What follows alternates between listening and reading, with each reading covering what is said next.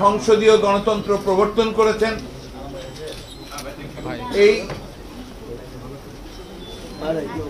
জনপ্রিয় নেতাকে এই গণবিচ্ছিন্ন অনৈতিক অবৈধ সরকার রাজনীতি ও আসন্ন নির্বাচন থেকে দূরে রাখবার জন্য ভুয়া ও মিথ্যা মামলা তৈরি করে নথি তৈরি করে তাকে সাজা দিয়েছে, যা দেশের জনগণ কোনোদিনই গ্রহণ করবে না এবং ইতিমধ্যে তা প্রত্যাখ্যান করেছে জনগণ।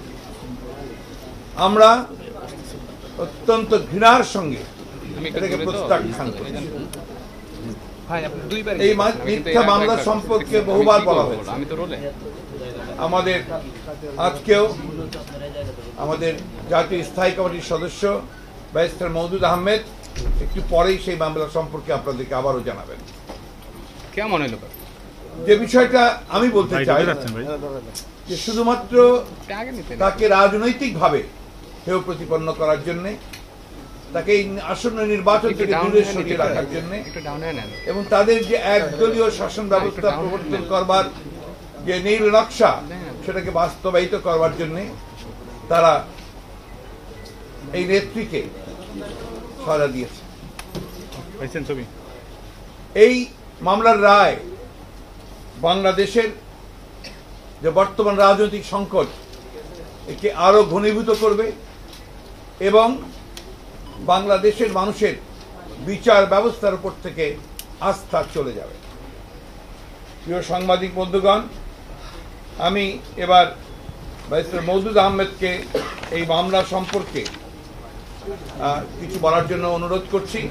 তার আগে আমি আপনাদেরকে শুধু এটুকু বলে যেতে চাই যে আপনারা লক্ষ্য করেছেন গত 3 দিন ধরে এই সরকার একটা যুদ্ধাবস্থা তৈরি করেছে মামলাকে কেন্দ্র করে, রায়কে কেন্দ্র করে, এবং সরকারি গোটা পরিবেশকে অস্থিতিশীল করেছে এবং রাষ্ট্রযন্ত্রকে ব্যবহার করে পুরো রাষ্ট্রীয় সন্ত্রাস করছে।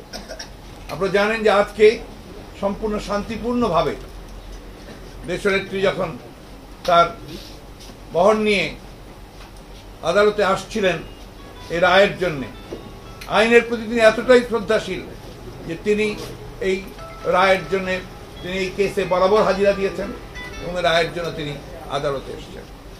তখন স্বতঃস্ফূর্ত যে সমর্থক কর্মীরা তার গাড়ির সঙ্গে বহরের সঙ্গে এসেছে তাদের উপরে আওয়ামী লীগের সন্ত্রাসীরা চড়াও হয়েছে। সারা শহরে আজকে আওয়ামী লীগের সন্ত্রাসীরা তারা মোড়ে মোড়ে তাদের সন্ত্রাসীদের দিয়ে পাহারা বসিয়েছে এবং তারা পুলিশকে সহযোগিতায় তারা আক্রমণ করেছে এই দেশনেত্রীর বহরের ওপরে।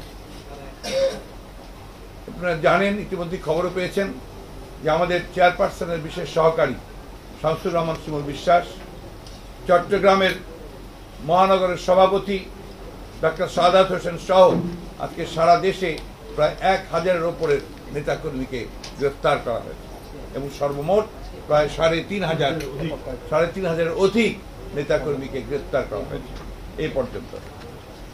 আমরা এই কথা জোর দিয়ে বলতে চাই যে দেশনেত্রীর সঙ্গে কালকে যখন আমরা সংবাদ সম্মেলনের পরে যখন তার সঙ্গে আমরা কথা বলি, আমরা যখন তার কাছে জানতে চেয়েছিলাম যে যদি রায় আপনার বিপক্ষে যায় তাহলে আমাদের কি ধরনের কর্মসূচি আমরা দেব, তিনি খুবই স্পষ্ট করে বলেছেন, এক নির্দেশ দিয়ে বলেছেন, কোনো রকমের হঠকারী কোনো কর্মসূচি দেওয়া যাবে না, কোনো রকমের সহিংস কোনো কর্মসূচি দেওয়া যাবে না, সম্পূর্ণ শান্তিপূর্ণভাবে প্রতিবাদ করতে হবে, বিক্ষোভ করতে হবে। এই কথাটা বরাবরই বলে এসেছেন তিনি। কিন্তু দুর্ভাগ্যজনক শুধু নয়, আমরা ক্ষোভের সঙ্গে বলতে চাই, আওয়ামী লীগ বরাবরই নিজেরাই তারা সন্ত্রাস সৃষ্টি করে, সহিংসতা সৃষ্টি করে বাংলাদেশের রাজনীতিকে অস্থিতিশীল করে তুলেছে এবং তারা বরাবরই চড়াও হয়েছে আমাদের উপরে এবং পুলিশের সহায়তা নিয়ে এই চড়াওটা হয়েছে। তাই আমরা আবারও বলছি যে আমরা শান্তি চাই, গণতান্ত্রিক ব্যবস্থাকে এখানে আমরা প্রতিষ্ঠিত করতে চাই। দেশনেত্রী যেটা স্বপ্ন, সেই স্বপ্নকে আমরা বাস্তবায়িত করতে চাই।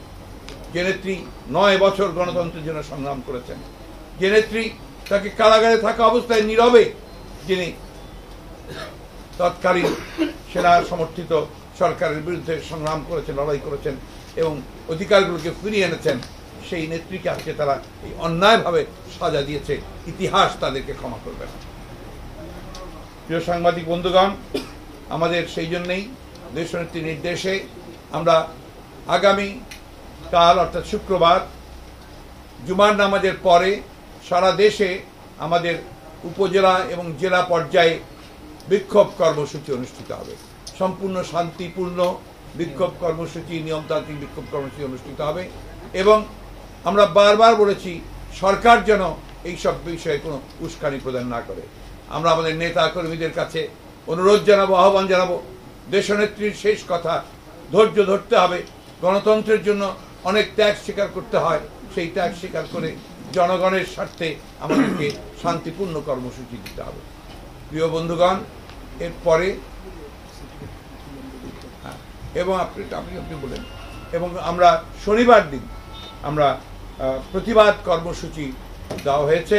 এই প্রতিবাদ কর্মসূচি সমাবেশ আমরা সেটা আবারও ডিটেলস আপনাদেরকে জানাবো। এখন আমি ব্যারিস্টার মওদুদ আহমেদ সাহেবকে এই মামলার ব্যাপারে আপনাদের যদি কিছু জানার থাকে। ঢাকা এবং সারা দেশে প্রত্যেকটি কর্মসূচি কিন্তু সারা দেশে আবার 2 দিনের, জি, শুক্র শনি, তারপরে আমরা আবার দেবো। মাথাটা আমরা এখন ব্যারিস্টার মওদুদ আহমেদ।